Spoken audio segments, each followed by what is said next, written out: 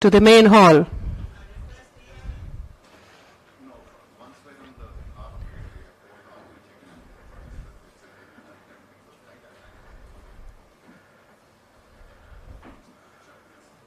Wait for about 2 minutes more for the audience to come in from the tea area to the main hall. Also, a humble request, like we say, one meeting at a time. I'll request the audience to please put their phones on silent mode.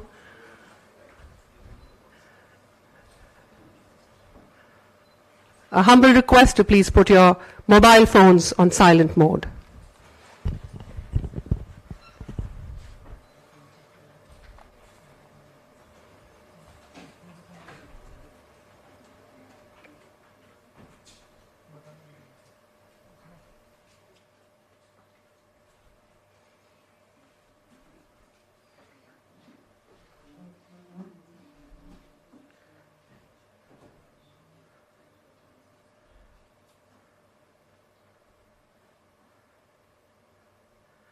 We have a few more chairs in front. If you do not find yourself a seat, we'll request the audience to please shift a little in front for the others to be seated at the back.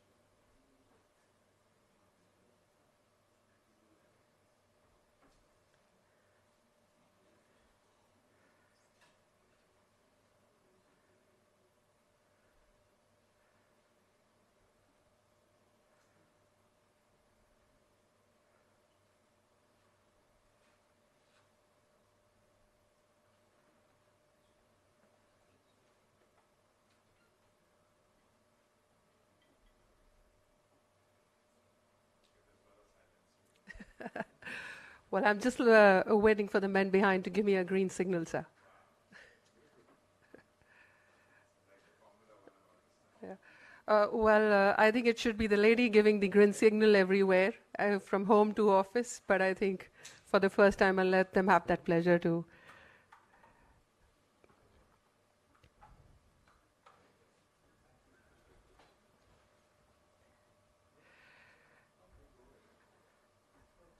All right, so we're ready to go. Good morning, everyone. It is my absolute pleasure to be your MC for this momentous occasion. On behalf of Thapar Institute of Engineering and Technology, it is my honor to welcome you all to this significant event. Thank you for joining us today as we gather to celebrate an exciting new partnership between Thapar Institute of Engineering and Technology and NVIDIA. Before we begin, I would like to extend a very warm welcome to all our distinguished guests, members of the media fraternity, and representatives from NVIDIA. Your presence here today signifies the importance and the potential of this partnership. And we are thrilled to have you with us, for it is only your patronage that keeps us motivated and enthused. We are honored to introduce our 3 spokespersons who will be addressing the media today.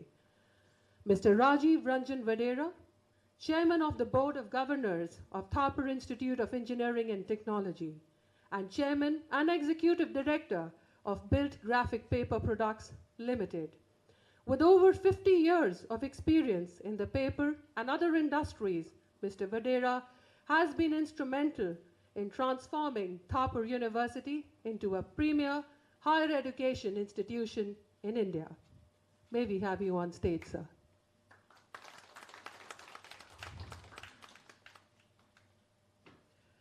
Mr. Vishal Thapar, MD, NVIDIA South Asia, has played a key role.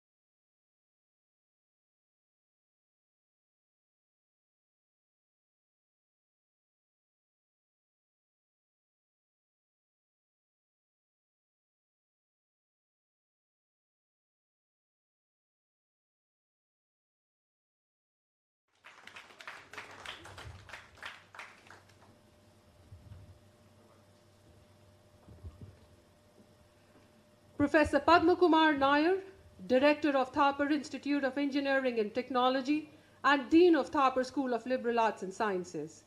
Professor Nair is an accomplished researcher, teacher, and scholar with over 33 years of experience in academia and industry. His expertise spans leadership development, nanostructured materials, and sustainability. May we have you on stage, sir.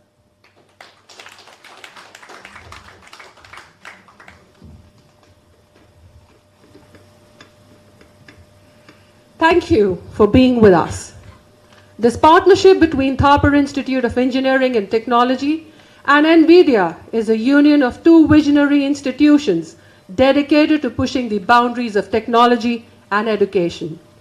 NVIDIA, a global leader in AI and computing, and Thapar University, renowned for its excellence in engineering and technology, are joining forces to pave the way for groundbreaking research, innovative solutions, and the cultivation of future leaders in the tech industry. Our event today is structured to highlight an important collaboration between NVIDIA and Thapar. In order to ensure that today's event runs smoothly, here is the flow of the event. In the order of the sequence of events, we will first have the signing of the MOU by Mr. Vadera and Mr. Vishal Thapar. Presentation by Professor Ajay Batish, wherein he would take us through the journey of Thapar and achieving this milestone. A Q&A session, an open floor for questions from the media representatives, both from Thapar and NVIDIA, available to provide answers. Closing remarks, wrapping up the event and expressing gratitude to all the media attendees and contributors, and finally moving in for lunch. Without any further ado, I would like to call upon Mr. Rajiv Vadera and Mr. Vishal Thapar to please sign the MOU.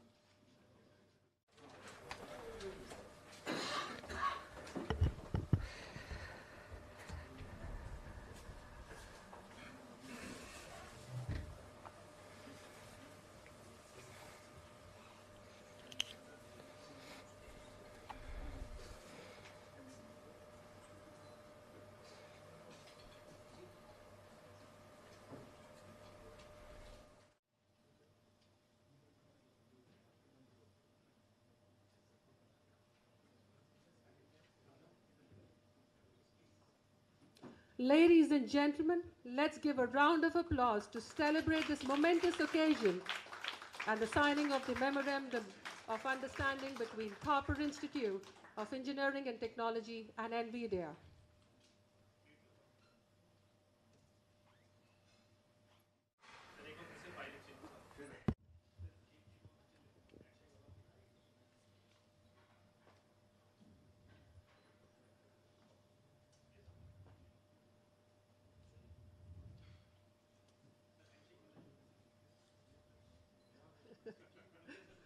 Ladies and gentlemen, a round of applause, please. A louder applause. Yeah.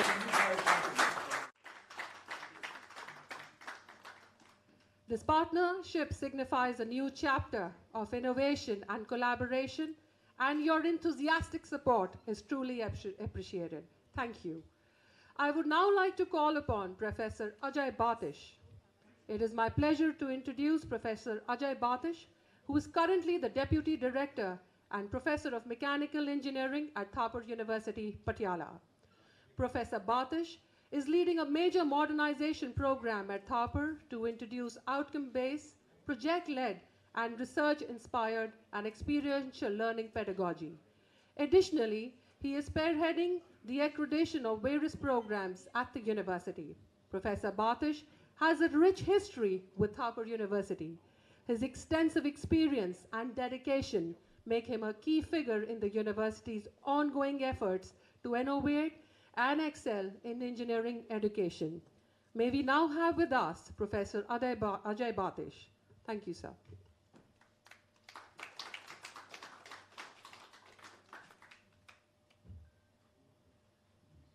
Mr. Videra, Mr. Thapar, Professor Nair, all the distinguished guests present in the hall today. I'll just take a few minutes to let you know a little more about Thapar Institute of Engineering and Technology, right? Especially for our guests from NVIDIA and from the media. So I'm going to run through a quick presentation telling you a little bit of history and where are we today. So Thapar Institute of Engineering and Technology was established in 1956 as a standalone engineering college. It was one of the first initiatives by the then Punjab government, because after the partition of India, we really didn't have too many education institutions on the technical side. This was one such initiative which happened in 1956, and we started with these 3 programs in mechanical, civil, and electrical engineering. Over a period of time, over the next 30 years, we were given the status of a deemed university by the University Grants Commission, which gave us autonomy. We started to behave like a full university a little later thereafter. What I meant by that was that we really started to focus on research and try to become a very comprehensive university, I would say from early 2000s onward, right? So then, since then, we have now more programs in the area of management. In the last 5 years, we started the liberal arts program. We built a second campus in a place called Dera Basi, where we actually run our management school. And now we have plans to set up another campus in Delhi in the future, in the near future. I'm very happy to let all of you know that Thapar Institute is ranked 20th in the country, and I must give you a context, especially those who from, say, NVIDIA and the press, that there are thousands of engineering institutions in the country, 23 IITs, several NITs who are centrally funded, right? And in that space, we have been ranked in the top 25, 30, right through this ranking started by the government of India, this called National Institution Ranking Framework. So we are 20th in the country in the last set of rankings released in 2023. We are 22nd as in the university category. So there are 1,000+ universities in India, and we have maintained this coveted status right through the last 10 years since this, almost 10 years since this rankings were started by government of India. As on date, we got some 13,000+ students, soon going to up to 16,000 in the next 2-3 years in the Patiala campus. Thereafter, whatever growth that will take place will come in our third campus, which we have plans for. We got 700+ faculty teaching these students, and 47,000+ alumni. That was the last count I had. And I am also very glad to inform all of you that if you walk into any corporate in India, any major corporate, you will always bump into some Thapar alumni, many of them sitting at leadership positions or at other positions as well. In fact, a few months ago when I went to Maruti Suzuki, with one of our board members who was at a very senior position, and we went to have a lunch in the mess during lunchtime. maybe about 60 people came and met me or touched my feet or something like the youngsters. They have all been serving in Maruti at different positions. I remember we are also implementing ERP with Oracle right now, and their leadership was with us 3 days ago, and they said when Maninder visited them some 6 months ago, several people came and touched his feet and said, "Sir, we owe this position to you." So everywhere you go to, you will find Thapar alumni have done very well for themselves. We have all the accreditations. All our engineering programs are accredited by National Board of Accreditation. We have also taken US accreditation, which is ABAT, for all of our engineering programs. We have a NAC A+ accreditation, which ended recently, and we are right now going through the process of reaccreditation, and we are hoping that we will possibly better our grade when the visits get completed sometime after the summer vacation. So all the accreditations that are important to the students, we have it for all our programs. And I also must inform you, when NBA started, Thapar Institute was one of the first institutions to go for it. So many of our older programs are accredited since 1996, right? So that's the history of our accreditation programs. So if you look at the institutional strengths, we have this academic excellence, of course. The rigor is very high. We have focused on research and innovation in the last 20 years very significantly. I'm going to show you a few slides on that. Last 10 years has also been, a great focus on our international outlook. So several of our partners across, 2 of them are sitting here, University of Queensland, University of Groningen, with whom we work with, and the many other partners with whom we run several study programs, research programs with each one of them, faculty exchange, student exchange, teaching and learning, everything that we do. So there's a lot of focus on our international outlook. We have majorly worked on our infrastructure. See, when we set up in 1956, we built some infrastructure. Over the next 50 years, that kind of sufficed. So we didn't really need much because we didn't grow very fast. In the last 10 years, we have grown the number of students, and simultaneously, we have also built really world-class infrastructure. And you see one of these buildings here, which is from the one of the new buildings that have come up on the campus. And I would say that all the new buildings and all the older buildings, so that they talk to each other, have now been completely refurbished, right? And some are in the process of being refurbishing. We have a huge industry recognition. Every year, some close to 500 companies visit us to hire our students, right? Someone was asking me before this meeting how many students would find jobs. I would say typically about 90% would get placed from the eligible students, and rest of them either go for maybe some higher education or have their own startups or family business to go with. So every Thapar student who graduates from Thapar Institute, within 2 or 3 months, has a very good job to work with or something else. Our student selection is something which we're extremely proud of. I know of many private universities who do all kinds of ways of admissions. We have maintained this student selection process at a very high level. JEE mains and DAS, even look at the cutoff this year. The 2 rounds of counseling which has happened, our cutoff to our computer science flagship programs has been the top 90 percentiles, right? So that's how we have been able to, and we admit close to 3,000 to 300 plus students in our undergraduate programs in engineering. We run engineering programs, of course, all kind of them. There is a wide variety of programs available. We also have now liberal arts and sciences. We have the School of Management and also a School of Humanities. And in the future have programs to start a law program, and some architecture program and design programs in the next 3 or 4 years.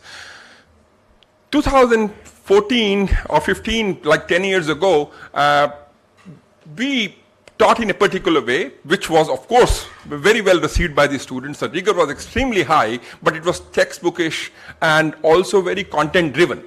One change that we built in when we brought in the international outlook was to make this paradigm shift towards this project-led, outcome-based education to all of our students. We decided that all of our students will go through an experiential learning activity, right? So we hired a professor from University of Waterloo and allowed him to build a experiential learning center on the campus by which every student who graduates from us does some kind of an experiential activity before he goes. We built in projects, mini projects, main projects, cornerstone projects, and capstone projects into curriculum. So there's a lot of hands-on activity that students carry out. The education now is self-directed, it is project-led, it is research-inspired. That's the key words that we always focus on our education system. So when the students come into our campus, the students start to feel like engineers from day one. That's what comes in from our experiential learning center. We have also set up what we call as now a Thapar Innovate thing, and Professor Art Groon, who is also sitting in the audience here, leads that effort for our site. So many of our students actually are budding entrepreneurs, right? And we have provided them facilities to have their own startups. At this point in time, some 30 plus startups are currently running from the campus, supported by the university or by some funding that we have got from various agencies. I talked about our international partners. These are some of our major ones, starting with Tel Aviv University, Trinity College Dublin, Virginia Tech, University of Leeds, University of Groningen, University of Queensland, University of New South Wales, and University of Toledo. Recently, we have also added George Mason University to this grouping, and you can see we do all kinds of activities. The scope, if you look at it, is joint research and sharing of postdocs and centers of excellence that we have set up with them, student exchange, faculty exchange, and all other, everything that we do with them. I thought I'll just show you a couple of slides on our research. We have a research H-index. H-index is one of the measures of the quality of the research which universities carry out. And we are one of the few universities in the country who have this high an H-index, which is actually a function of how good our research output is. So we have some, in the last 12 years, some 10,000 plus publications with an average citation per paper of 17.36, which is something which is extremely creditable and is a very good research record for ourselves. All our faculty members that teach at Thapar Institute are encouraged to be research active, and the last, I would say 10 years, in a decade or so, everyone who has been hired is extremely research active. Same way you look at the number of publications which have been indexed in Scopus or Web of Science, 13,000 publications as on date. Look at the impact factors in which our faculty members and students publish. This is the last year's data, and you see, look at the impact factor ranges where all these publications have been coming in. So they are in Q1 journals of Thomson Reuters list on Web of Science. So this is something we're very proud of. Now this all has happened because we also focused on setting up these centers of excellence which are interdisciplinary, cross-disciplinary, and we decided to set up these 6 centers. And these centers are, this material center, which is set up with Virginia Tech, the food security center, which is set up with Tel Aviv University. Then we have this energy and environment, which we are actually now in the process of setting up. Data sciences with University of Queensland. Advanced manufacturing again with this Tel Aviv University. So these are some of the centers we have set up, and at this point in time we are discussing with Trinity College Dublin to set up another center of excellence in quantum computing. So how these centers work is that we have a chair professor from our partner university who leads each of this center, and we provide a certain set of funding to the center every year, which the chair professor uses and gives it to various proposals which is received by each chair. So at this moment, in our emerging materials center with Virginia Tech, we have got 75 plus faculty members involved in 32 projects, and they come from various disciplines. Similarly, we have several projects in the food security center and now also in the advanced manufacturing center. So if you look at the research output, the research is coming in all areas, from engineering to sciences to biotechnology, also to social sciences. Everywhere it is, you can see this. We have also got some significant funding during the last year. Like this year, we got almost about $4 million US dollars in sponsored funding from the government, right? And we on our own have been putting in close to $1 million every year into our research centers. Our students, about 5 years ago, decided to set up what is called as a Thapar satellite, and this is the current state. The satellite has now is now ready and is ready for a launch in sometime in August or September. We are right now in talks with ISRO, and as soon as all the formalities are completed, this is going to be launched from Sriharikota. This is the ground station we have set up. 60 students are currently working on it, and over the last 4.5 years since this project is running, we have close to 300 students who have worked on this building this satellite. This satellite is expected to, of course, monitor greenhouse gases and pollution over the north of India. So this is built completely by the students, in collaboration with a industry partner that we had in this case. I also must talk about this NVIDIA center that we have now, the Thapar School of Advanced AI and Data Sciences, which we are setting up in partnership with NVIDIA. That's what we are here for. And the purpose here is to make everyone who studies at Thapar Institute AI literate. The program is that all programs, every student will go through a set of courses related to AI, so that they are AI literate, AI enabled, and AI augmented. So this AI university programs, which we of course had discussions with NVIDIA. We also went and saw it in University of Florida and also in SMU in Dallas, because this is also very successfully running in these two places. So we are actually kind of replicating the whole program here. So what are we doing in this center is building curriculum for a new program in artificial intelligence undergraduate program that we are starting this year. The whole curriculum is being built in partnership with NVIDIA. We are going to offer AI electives across all programs. There'll be workshops, training programs, sessions, mentorships for all our students, and hackathons. And of course, NVIDIA is going to help us with internship and employment opportunities wherever possible. There is also, by the NVIDIA elite partner, he has put in $50,000 for students to use for research for the next 3 years. And of course, we will be able to make use of the Inception program of NVIDIA. If everything goes well, we will possibly also be able to set up what is this NVIDIA AI Technology Center, which is NVAITC, over a period of time. So we are working in that direction. So I already talked about it. These are the key pillars in the skill building, in research, in innovation, and working with industry. This is what this whole program is all about. And if you look at some of the broad research themes that we intend to follow with this AI center, is in AI in robotics, in biological systems, in food and water, in energy environment, in nano and microstructures, and of course cognition and behavior. This is what we intend to pursue, these broad research themes. I talked about the infrastructure. I must show you a couple of pictures before I finish.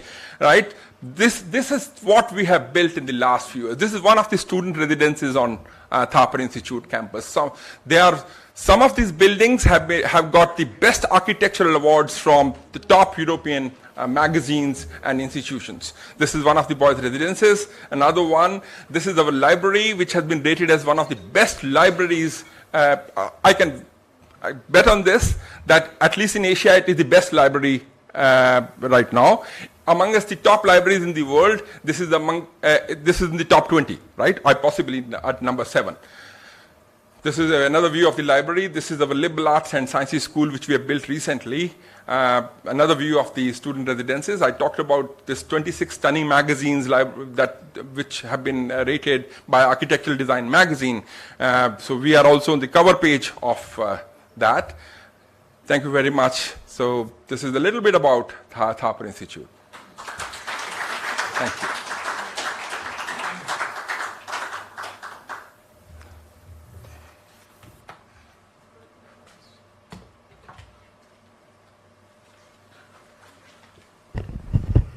Thank you very much, sir. Like I said, third on the list was the question and answer session for our media friends. Opening the floor for our media fraternity to please feel free to ask any questions to our people from Thapar as well as NVIDIA. Over to the members of the media. I want to understand this UG program which is being launched And also there's a master's program which is going to be started. So if you could give an overview of that, both the things.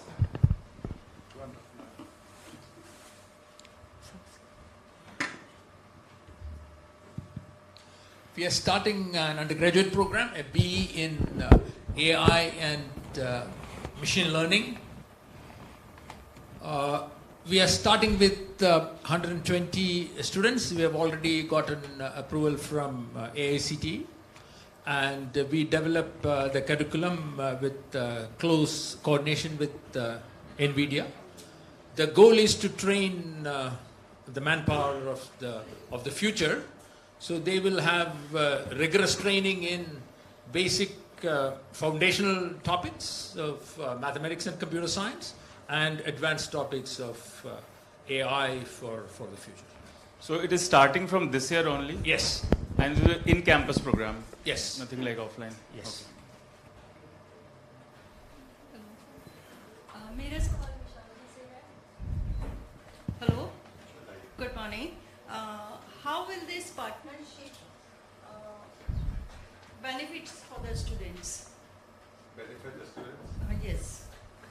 And what are the future plans with this collaboration? Okay, I think you've got a pretty profound question. We should set the context. We are upon an era of a new industrial revolution.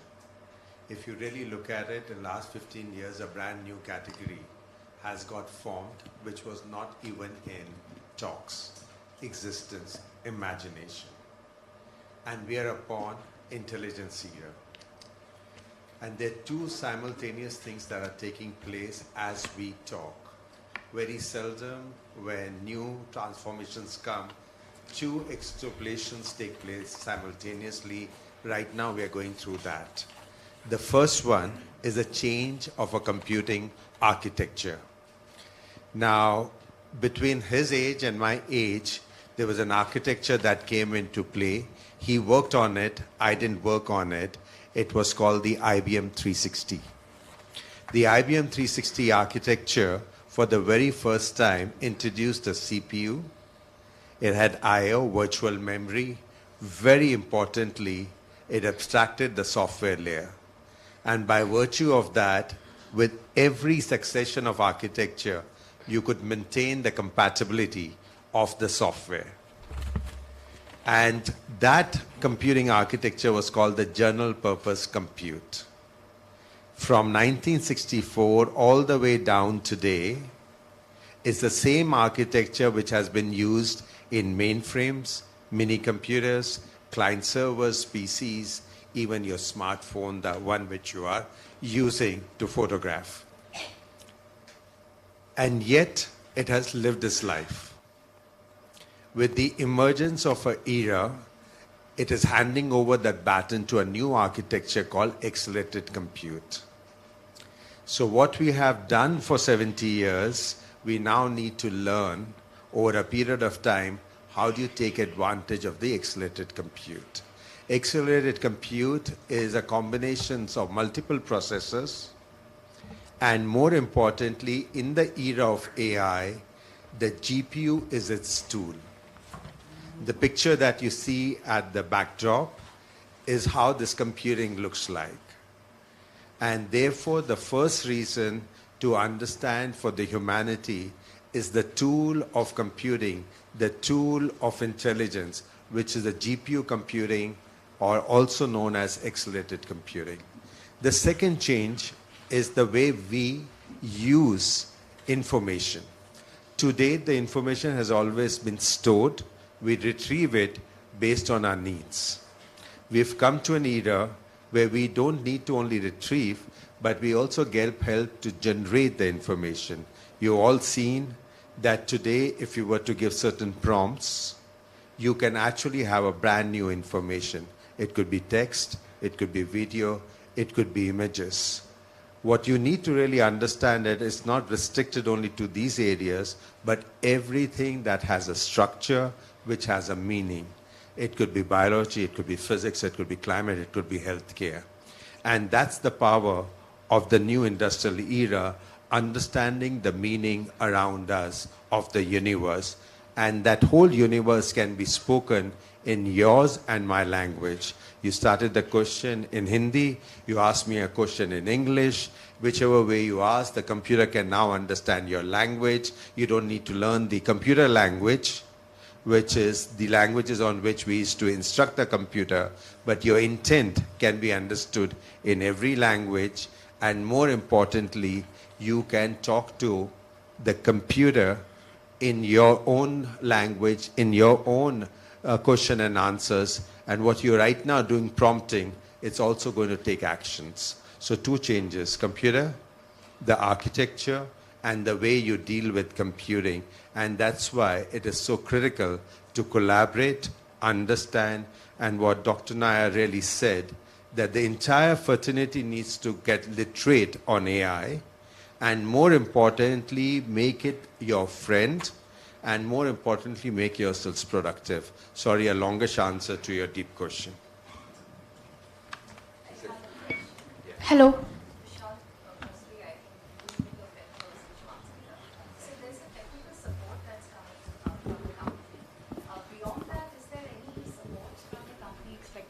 Especially in the times when job market is under stress, and it's not only an India phenomena, it's a global phenomena. And we're talking about students who are getting out of colleges and not getting placed, and it's not related to just this institute, but the top league institute. So is there any promise on that front? Will the company have the appetite to pick up students for hire students? Will that happen? So there are two ways to look at this question. Let me answer it the way it should be. AI University Program is the name of the program. The program basically makes us go to a place, in this case to Thapar University, understand their core requirements, embed ourselves in the work that they do. Professor Nair exhibited the vision, and that vision is what we understand. And they also spoke to you about literacy. They also spoke to you about research. It's augmenting their curriculum, getting the students ready to be very, very productive in the industry. Excuse me. Hi. This is Aditi from PTI. I had a similar question to the lady over there. First of all, congratulations on this wonderful initiative. Secondly, I was wanting to understand if this initiative would also mean also have an impact on direct campus hiring, because the professionals that undergraduate and graduate professionals that get out from here will be directly trained from NVIDIA. So would this mean that NVIDIA will be directly hiring a greater number of students from the institute? Is that for me? Okay. Okay, I can't see you, but anyway, I'll attempt answering. Okay. No, that's okay. You can sit down. It was he was that. Please be seated. So yes, so we are not directly educating them. The purpose of education is Thapar Institute. We are the enablers. Our purpose is to make sure that the awareness is at its fullest, learning is at its fullest, and application is to its fullest. And like I said to this lady, we want productive students to be there. Productive students will always find avenues. Cool. Okay. I'll also answer your question. What this initiative of ours is going to do is that it is going to provide a cutting edge to our students. Please understand that the AI revolution is all over the world. And this initiative of ours, and you can see now so many programs being launched, IIT in data science, in AI, but our program is unique. It's a program which is in technical collaboration with NVIDIA. NVIDIA is the big daddy in the world today of AI. So I would say indirectly, our students will be first in the queue when people look around for AI literate students actually. And also I want to tell you that as a movement in the university, we saw this happening in America, in the relationship university of NVIDIA, that every candidate which passes out of that university, not necessarily from the computer science department, is AI literate. So we are also going to now emulate that philosophy, and we are going to even teach at least mandatory credits to all graduates passing out of the university, be they be in core engineering subjects like mechanical, electrical, or be they may be in liberal arts or even in psychology. They would go through, because we feel that AI is a language, and they would have a basic understanding of this subject. Right? So, so that's the whole comprehensive kind of an intent at our end for this initiative. And we are very happy that we have tied up with the best in class in the world today. There are a lot of people who are trying to catch up with them, but they are, I think, way ahead in this journey of augmented AI. And we have gone to their development center in Santa Clara, and some of the things which are in pipeline, they can't be imagined also. So we will get advantage that our students will get exposed to this advancement in this field, actually. So will it be an elective for the other students' side? You see, we are still trying to build on that.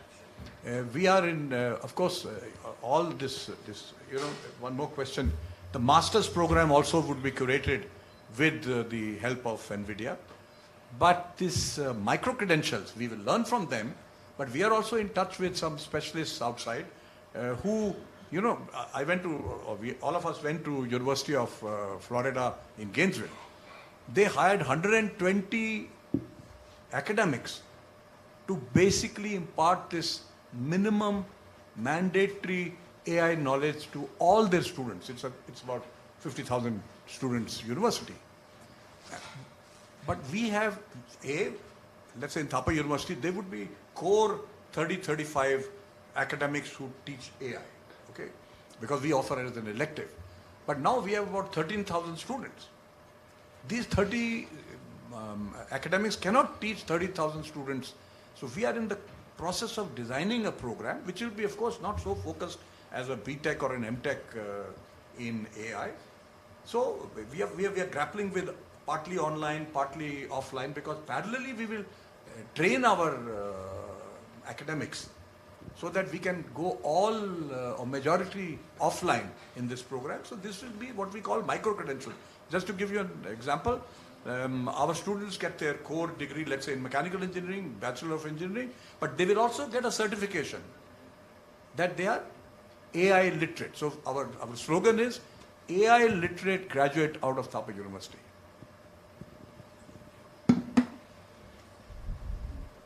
Hello, Mr. Thapar. I agree with sir. NVIDIA is one of the most exciting companies in the world today. I have a slightly different question. I want to ask you about the AI divide. Last year's OpenAI CEO Sam Altman came here and he made a comment which created a lot of backlash, although he later clarified that he didn't mean it in that context, but it just pointed out something that we all knew. And we can be on either side of that debate, but I want to ask you about the AI divide that's been, between the developed countries and developing nations. And one of the major barrier is the high cost of AI hardware. So my question to you is, what specific initiatives is NVIDIA undertaking to support the development of homegrown AI technologies in these countries, particularly in terms of making hardware more accessible and fostering local talent? Wow, you had written down that question with a preface.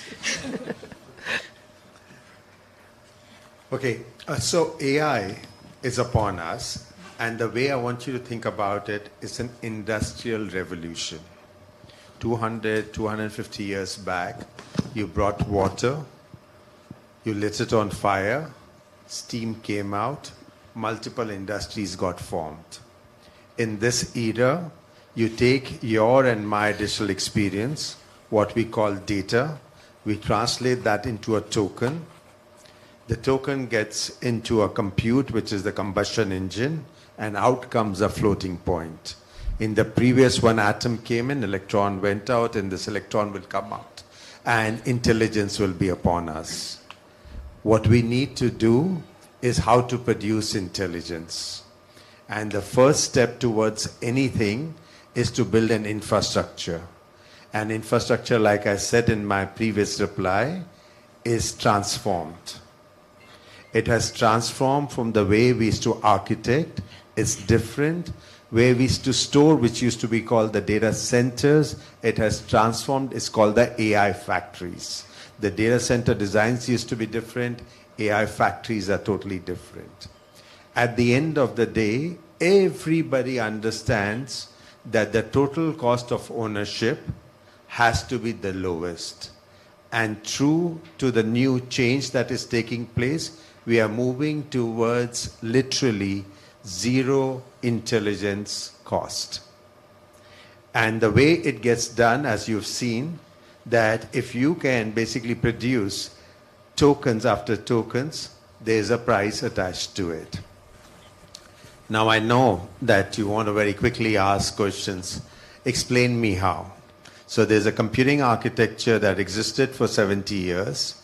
Let's take a simple TCO very quickly into doing that. So if I have to train one large language model, it'll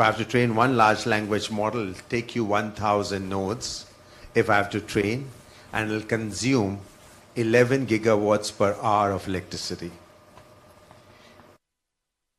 With two of these nodes that you see, and it'll consume 1/4 of it, and will cost you against 10 million there, this will cost you less than 2 million. Any mathematician in our room will tell you this is the quickest and the largest part. Why does it look big to you? Because the laws of scaling are upon us. The computing is now moving twice as fast every 6 months, 10 times every year, 1 million times every 10 years. And that's what is bringing the cost down, and intelligence upon us is upon us. How do we embrace it and make a difference? The right answer to your question is that we are upon a period of time when we can translate India into the capital of intelligence, and I need every one of you to appreciate that, and let's make India into the capital of intelligence. I would like to add to... you have a follow-up question? Yeah, but please continue. Yeah, see, the question is quite interesting, about the digital divide. Look at what has been happening in the last 300 years. Starting with Industrial Revolution 1, with steam engines. What happened? Most jobs needing power and speed got replaced with steam engine. Then comes electricity and automation. Industrial Revolution 2 and 3, most jobs needing precision and repetition got replaced. Industrial Revolution 4, where abstracting simple rules from large sets of data got replaced. You don't need human beings. Computer systems, softwares can abstract simple rules from large sets of data.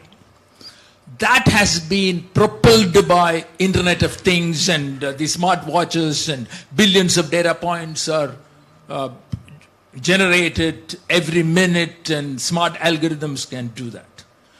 But now look at India, unfortunately, as a society, did not make use or make the best use of Industrial Revolution 1, 2 or 3. But the fourth one we could. That is because we could leap forward without having the factors of production in place. Think about that. This IT revolution that happened about 30 years ago not only helped India to leap forward without the factors of production. That means with a good brain and a piece of paper and a pencil, we could start writing a code. And a good education. Of course, a good education. But we were not dependent on even continuous power supply or tier 1, 2, 3, 4 suppliers. We could do that. We could leap forward. That did two things. It not only generated more employment and wealth, but it also gave us a lot more confidence. Now we are dealing with Industrial Revolution 5, where the world of, you see, in 2017, Google Research published an interesting paper. The title of the paper was "Attention is All You Need." And that defined a new kind of architecture called transformer architecture. So in fact, I would argue that this would in fact narrow the digital divide rather than increase it. And with the help of NVIDIA, with the help of these kinds of open-minded collaboration, would really make it even better. And also, when we keep talking about skilling and job, in fact, if we sit here and try to predict what would happen in the next 4 years when these graduates graduate, I think we are being overconfident. Instead of that, if we can give them an excellent education where they can look at problems, not critically look at them, an ability to frame and reframe and frame and reframe problems, and if they can have that ability, irrespective of what is changing, they will make the best use of it. When students come to me, they ask me, "Professor, what would happen in the next 4 years? Let's try to think about it." I would say that, please don't try to predict the future. Let's together create it. Not predicting it, creating it. For that, we need to embrace technology. As Vishal was telling, fortunately with the time, the financial resources needed to do the same thing, year on year, it is exponentially going down, and that's the opportunity. I would argue that the digital divide is actually narrowing, not expanding. Thank you. Well, all right. You have another question, is it? I have just one follow-up question. All right. Actually, I have one more question. Yes, if you don't mind, I would like to ask that. Well, I'd love to give a chance to the others, but I think we'll take another, just 2 questions, including yours. Yeah. Then we open the floor again after a little while. Yeah. So actually, I think you answered the question that I was going to ask, but that's what I meant. The question that I was talking about last year, what was asked to Mr. Altman was that they invested hundreds of $1 million, and in India, if 3 super intelligent engineers can do the same with the foundational model with just $10 million. So that was the question, the initial question which was asked to Mr. Altman, and then he said that it was taken out of context. So I think you answered the question, and you also answered the question that we are bringing down the cost of these chips. But my question remains, the H100 chips are extremely costly. I mean, it might not be that costly for a company with $trillions of dollars market cap, but it's a lot costly for a startup in India, for example. So that's the question, but I think you answered it, so I just want to clarify it. That's what you mean, that today we are bringing the cost down, and now if an Indian startup is... So let's correct it. Yeah. The cost is coming down with the work on scaling laws which are taking place. I think you have taken a reference point and just applied that it is expensive. You haven't really taken the mathematics, what it does, what are the business models that are available. If you were there day before yesterday at the event which is on the global AI path, there were companies which were talking about the pricing, and on the sidelines we can talk about it. And I think it's very, very affordable for everyone. It's just a question of how you look at the problem statement. So just to be clear, you don't agree with Mr. Altman that a $10 million, a company with a funding of $10 million can't do the same that OpenAI is doing today? Let's take it separately, because I think the contexts are totally different what you're talking about. Okay, but I have one more question, and that's completely different from Well, I think I'll have to request you to please give a chance to the others. Thank you so much. Another last question, or one last question for anybody from the media fraternity who would like to ask that question. Okay. How long is the technical support the company is giving? Initial 5 years, and to be renewed on mutual agreement, actually. So it's initially for 5 years. And that basically turns the one batch out, and I'm sure we will absorb a lot in this journey of 5 years. But we have the option to continue. Thank you so much. If you have any individual interaction, I'm told there were two ladies or maybe one who wanted to come and individually ask the questions to our spokespersons. I'll request the lady forward to come and ask a few questions to our guests. Right. Yeah. All right, so we move on separately later. Or would you want to take them? All right. Thank you for your insightful questions and to our speakers for their comprehensive answers. This partnership between Thapar University and NVIDIA is poised to bring about remarkable advancements in technology and education. We're excited about the future and the potential this collaboration holds. In conclusion, I would like to thank everyone for attending this press conference. Your support and interest are greatly appreciated. We look forward to keeping you updated on the progress and the achievements of this partnership. Thank you. As we conclude this event, I want to express our deepest gratitude to everyone who has worked tirelessly to make this partnership a reality. The synergy between Thapar Institute of Engineering and Technology and NVIDIA is testament to what we can achieve when we combine our strength and work towards a common goal. Let us all look forward to a future filled with innovation, learning, and not forgetting success. Once again, thank you all for being here and for your continued support. I would request you all to please move in for lunch and enjoy the rest of the event. Thank you and have a great day ahead.